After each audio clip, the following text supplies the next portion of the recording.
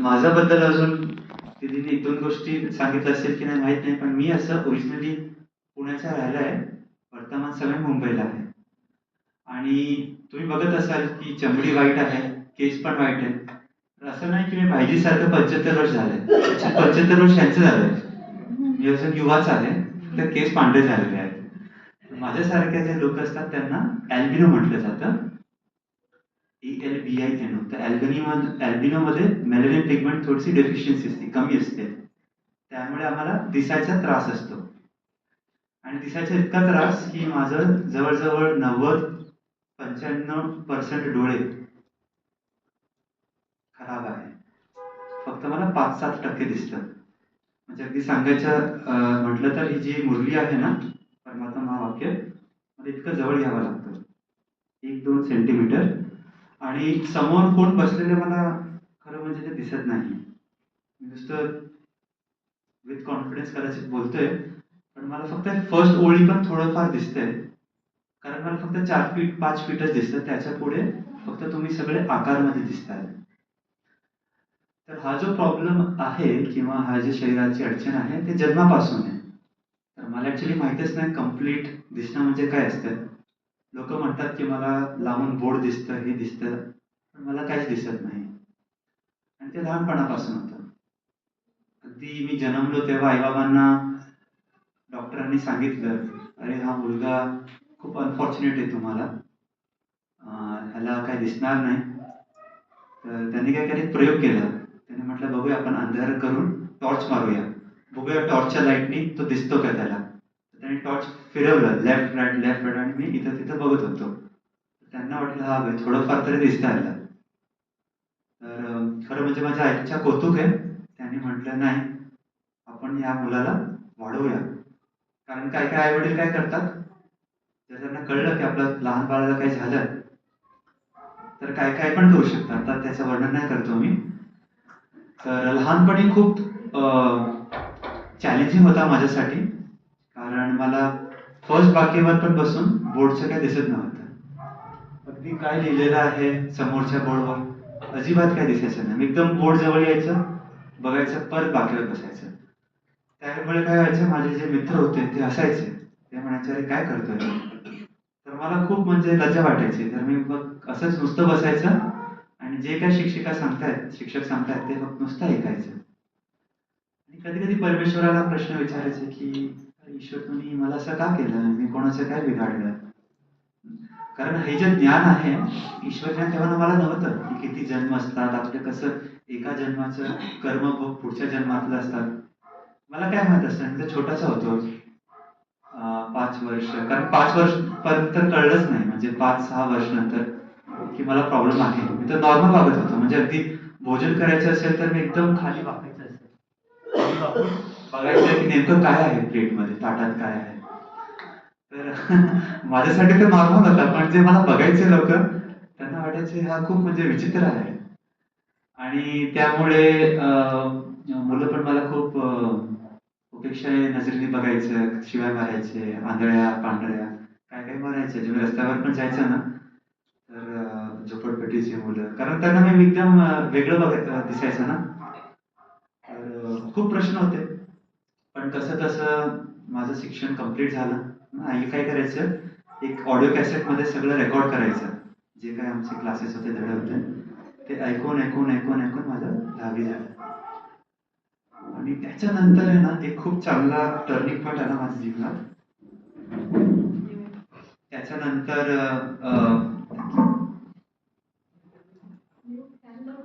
जेव्हा मी 11वी मध्ये होतो तेव्हा ब्रह्मकुमारी ईश्वरीय विश्वविद्यालयाच्या संपर्कात आलो. आणि तेव्हा काय झालं की असंच तुमच्यासारख्या मी येऊन बसलो कुठला तरी, म्हणजे मुरली चालू होती सकाळची, ईश्वरी महावाक्य. तर मुरली बसलो, मला तर काही कळत नव्हतं. तिथले जे होते वरिष्ठ त्यांनी आम्हाला बघितलं, त्याने म्हटलं तुम्हाला 7 दिवसाचा कोर्स करावा लागेल. मी म्हटलं ठीक आहे करूया. किती फीस आहे काय आहे, त्याने म्हटलं नाही काहीच फीस नाही. मी म्हटलं ठीक आहे, फीस नाही तर करण्यात काय हरकत. तर 7 दिवसांचा कोर्स केला आणि छान वाटलं, कारण नवीन ज्ञान होतं. आणि ब्रह्मकुमारीज येण्याच्या अगोदर पण आईबाबांनी मला खूप काय आध्यात्मिक मध्ये टाकलं होतं. मी ते जे आर्ट ऑफ लिव्हिंग होतं श्री श्री रविशंकरचं, मग एक विपासना म्हणून आहे पुण्यात, मग हॅपी थॉट्सचं केंद्र आहे, रेकी हिलिंग आहे, रेकी थर्ड लेवल मास्टर केलं मी, असं खूप काय करत होतो जेव्हा शाळेत होतो. कारण आईला असं वाटत होतं माझा मुलगाला काय माहिती काय करणार पुढे जाऊन, काही ना काही आपण शिकूया. तर ते मला खूप म्हणजे प्रयत्न करत होते. पण मला तसं ईश्वराची प्राप्ती झाली पण नाही. थोडंसं बरं वाटायचं या सगळ्या संस्थामध्ये जाऊन, पण खरं म्हणजे ते एक संतोष समाधान नाही झालं. तरी म्हटलं चला प्रयोग करूया ब्रह्मकुमारीचे, बघूया काय 7 दिवस कोर्स आहे. इतर ठिकाणी तर खूप फीस पण दिले होते, खूप डॉक्टरांना पण दाखवलं डोळे. अहमदाबादमध्ये गेलो, हैदराबादमध्ये गेलो, मुंबई, पुणे, दिल्ली, जितके मोठे मोठे डॉक्टर्स होते, पण याचा काही इलाजच नाही. कारण प्रॉब्लेम डोळ्यामध्ये नाही, ऍक्च्युली डोळ्यांना जे कनेक्ट करणारी नस आहे त्याचाच प्रॉब्लेम आहे. तर मी तर स्वीकारच केला होता की असंच राहणार आयुष्यभर. आईबाबांनी पण स्वीकार केला होता. पण हे 7 दिवस कोर्स केल्यानंतर मग मी दीदींना म्हटलं की दीदी हे जे कोर्स आहे मान्य पटलं मला, परमात्मा कोण आहे, आत्मा काय आहे, पण याचा मला खरं फायदा होणार की नाही. दीदीने म्हटलं तुम्ही प्रयोग करा प्रफुल्ल, 1 महिना 2 महिना प्रयोग करा, जर तुम्हाला वाटलं त्याचा फायदा झाला मग तुम्ही कंटिन्यू करा, आणि नाही वाटलं तर ठीक आहे, तुमचं तसं पण जीवन चालू आहे. मला ते पटलं. तर मी काय करायला लागलं, पुढच्या दिवसापासून रोज सकाळी त्यांनी आम्हाला एक कॉमेंट्री दिली होती की मी आत्मा आहे, मी विशेष आत्मा आहे. आणि तेव्हा मी 11वी मध्ये होतो, आणि 11वी मध्ये तर मुलं अजून म्हणजे खूप विचित्र, शिट्ट्या मारायचे, काय काय करायचे. कधी कधी मला म्हणजे बसायचं त्या माझ्याच बाकेवर, ते म्हणजे नाही का थुकायचं, काय काय करायचं. कारण मला कसं होतं ना, मला कळायचंच नाही कोण काय करतंय.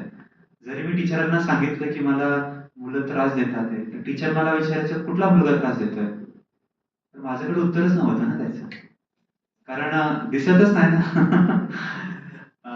खूप विचित्र होतं. म्हणजे शाळेत तर ती माझे पेन आणि हे पण रबर पण खाली पडायचं ना, मला कधी कधी कळायचं नाही. आणि काही मुलं काय करायचं, असं लात मारून ते पुढे करायचं आणि घेऊन पळायचे.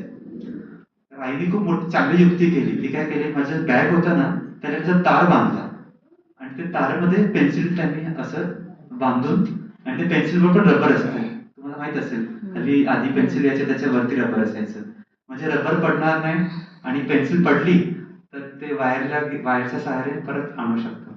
असं खूप काही नवीन नवीन उद्योग केला आम्ही शाळेत किंवा कॉलेजमध्ये. पण हा, कॉलेजमध्ये असं झालं की मी ते प्रयत्न करायचं सुरू केलं, राजयोगाचा अभ्यास.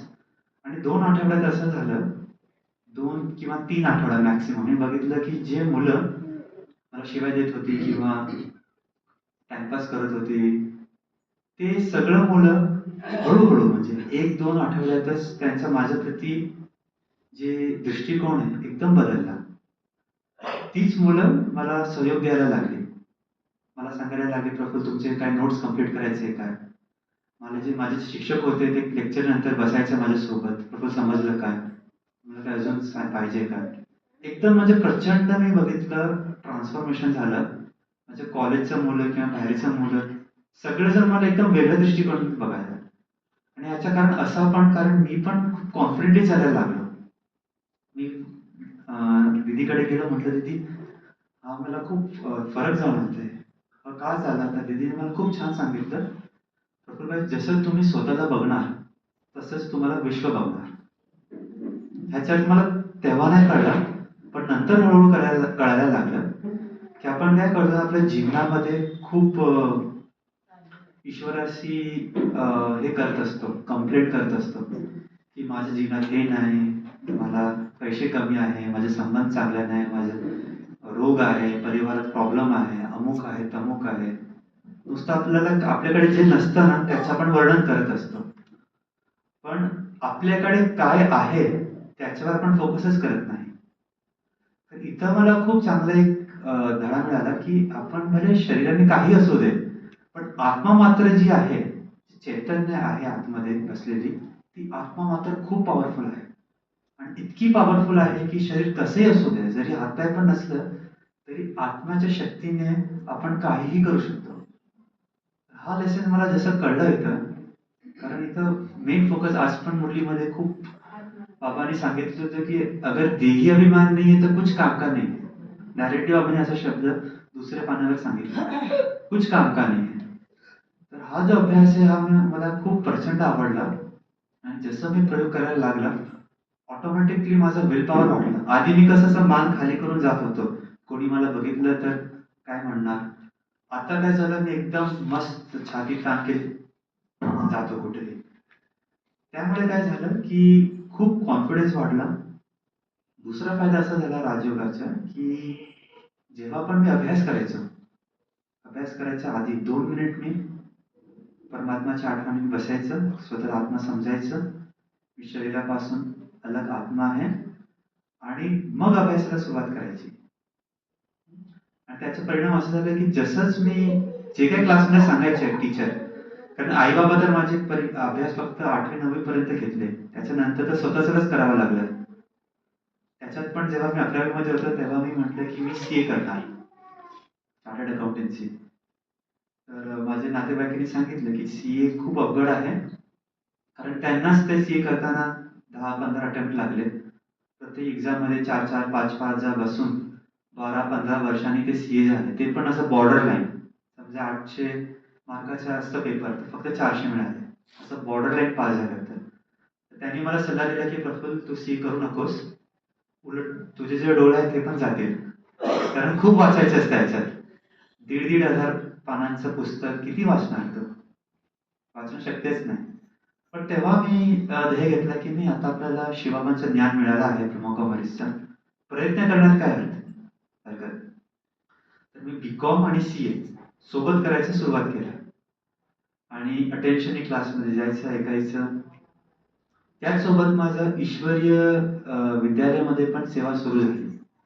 छोट्या छोट्या सेवा सेंटरमध्ये सेवेला मी सुरुवात केली, कारण मला असं होतं की जितकं आपण सेवा करतो ना, त्या सेवाने आपलं भाग्य बनलं जातं. तर सेंटरमध्ये जे काही छोटी सेवा असायची, समजा बोर्ड साफ करायची किंवा डस्टिंग करायची, बऱ्यापैकी सेवा तर मला जमायच्या नाही, कारण मला समजा कोणी म्हटलं झाडू काढा, तर उलट जे स्वच्छ असेल ते अजून घाण होणार माझ्याकडे. पण जितकं मला जमायचं तितकं मी डस्टिंग, पुसायचं, छोटी छोटी सेवा करायचं, आणि त्याच्यातून मला खूप आनंद मिळायचा. कारण आपण ईश्वरीय घरमध्ये सेवा करतो ना, त्याचा आपला खूप भाग्य जमा होतो, इतरांची खूप आपल्याला दुवा मिळायला सुरुवात होते. तर असं हळूहळू हळूहळू मला जीवनात खूप आनंद मिळायला लागला. आणि हे 2 डोळे तर काहीच नाही, बाबांनी जर तिसरा डोळा जे उघडला, तिसरा डोळा इतका पॉवरफुल उघडला की त्याच्यातून माझ्या सगळ्या जीवनातले जे प्रॉब्लेम्स होते ते हळूहळू हळूहळू हळूहळू सॉल्व्ह व्हायला लागले. आणि नंतर असं झालं की जेव्हा सीए करत होतो, तर सीए करताना पण असं नाही की अडचण कमी झाले, फॅमिलीमध्ये काही ना काही प्रॉब्लेम्स होते. म्हणजे माझा भाऊ एकदा आजारी पडला, त्याचा ऍक्सिडेंट झाला होता परीक्षेच्या आधी. खूप काय पाहुणे होते एकदा घरी, म्हणजे असं अभ्यासाला खूप जास्त पण नाही अभ्यास केलं. तर माझे आई बाबा सांगायचे की प्रफुल्ल, तुझी नाही झालं तरी काय टेन्शन नका करू घेऊ नकोस, दुसऱ्या किंवा तिसऱ्या अटेम्प्टमध्ये आपण होऊ. पण मला विश्वास होता की नाही, शिव बाबा मेरे साथ है. इथं मी एक अजून गोष्ट शिकलो ब्रह्मकुमारीजमध्ये, की जेव्हा आपण परमात्माला आपला साथी बनून चालतो, तेव्हा आपल्याला त्यांच्याकडनं खूप मदत मिळते. एरवी काय असायचं भक्तीमध्ये, आपण ऐकतो ना की जे हे ना, ओम जय जगदीश की शर्य आरती ऐकली असेल तुम्ही सर्वांनी, है ना. तर त्याच्यात काय आहे, मैं मूरख फल कामी, मैं सेवक आप स्वामी, कृपा करो देवा. तर भक्तीमध्ये परमात्माबद्दल खूप एक प्रकारे मान आहे, पण इतका मोठा मान आहे की तो महान आणि मी काहीच नाही. म्हटलं जातं की परमात्मा की हम चरणों की धूल आहे. तर मी अजून खालच्या स्तरावर जाऊन सांगायचं की परमात्माच्या चरणाच्या धूल नाही, परमात्मा की चप्पल की धूल नाही. मी म्हटलं चरण पण कदाचित चांगलं असणार, मी चप्पलची धूल असणार. पण बाबा मिळाल्यानंतर, परमात्मा मिळाल्यानंतर तो आपल्याला स्वतःला आलिंगन करून घेतो. ज्याला आपण म्हणते धूल हे, तेच परमात्माने आपल्याला आपल्या मिठी धरली, आपल्याला जवळ घेतात. ते म्हणतात की धूल, तुम धूल नाही, तुम्हाला मेरे ऊपर पूरा अधिकार है. तुम अधिकार से जो पाना चाहो मेरे से पा सकते हो. तर हा मला खूप आवडला. मी म्हटलं चला प्रयोग करू. तर कुठेही मी बाहेर जायचं. कारण आम्हाला सीएच्या कार्यकाळात एका सीएच्या खाली काम करावं लागतं आणि 10वी-11वी पर्यंत मी आई-बाबांसोबतच असायचं. कारण ते मला शाळेतून यायचं, सोडायचं. पण नंतर मी म्हटलं की त्यांच्यासोबत मी किती वेळ जाणार? तर मी एकटा मग घरापासून जायला सुरुवात केलं. एकटा बाहेर जायचं, बसमध्ये जायचं, जे काय असेल रिक्षामध्ये जायचं, ऑफिसला जायचं. ऑफिसमध्ये आमचे वेगवेगळे क्लायंट्स वेगवेगळ्या ठिकाणी असायचे. काही कन्स्ट्रक्शन क्लायंट्स होते, काही कुठं क्लायंट्स होते, स्पोर्ट्स. कारण आमचं काम होतं ऑडिट करणं. वेगवेगळ्या क्लायंट्सकडे जाणं आणि त्यांचे वही खाते बघणं. क्लायंट्स तर वेगवेगळ्या ठिकाणी असणार. तर कधी ट्रेननी सफर करायचं, कधी बसनी सफर करायचं, कधी कोणासोबत जायचं मी आणि नेहमी एकटा. तसं म्हटलं तर एकटा, पण मी काय करायचं सोबत म्हणायचं परमात्मा तू माझ्या सोबत राहा. आणि त्याच्यातून मला इतका फायदा झाला, इतका कॉन्फिडन्स वाढला माझा, की कधी असं वाटलंच नाही की मी वेळेवर पोहोचणार की नाही, मला रस्ता मिळणार की नाही, मला कोणी मदत करणार की नाही. हां, जेव्हा मदत गरज असती तर मी विचारायचं. समजा आता मला बसने प्रवास करायचा, मला बसचा नंबर दिसत नव्हता. तर मी कोणाला विचारायचं, "भाऊ ही नंबरची बस आली तर सांगा." आणि लोकं तसं कोऑपरेटिव्ह असतात, सांगतात. काही-काही एखाद्या वेळी नाही पण सांगत. पण मी 1-2 लोकांना सांगायचं, की ही बस आहे तर सांगा. मग समजा जर त्यांची बस आली नसेल, तर ते मला सांगायचं. मग बसमध्ये बसलो तर मला एक अंदाज असायचा, की अरे माझा हा स्टॉप 15 मिनिटांनी येणार. तर कंडक्टरला आधी सांगायचं, की "भाऊ हे स्टॉप आलं तर मला सांगा." कधी-कधी तो विसरायचा. तर मला एक लक्षात आलं ना 15 मिनिट गेले किंवा 20 मिनिट, परत त्यांना सांगायचं.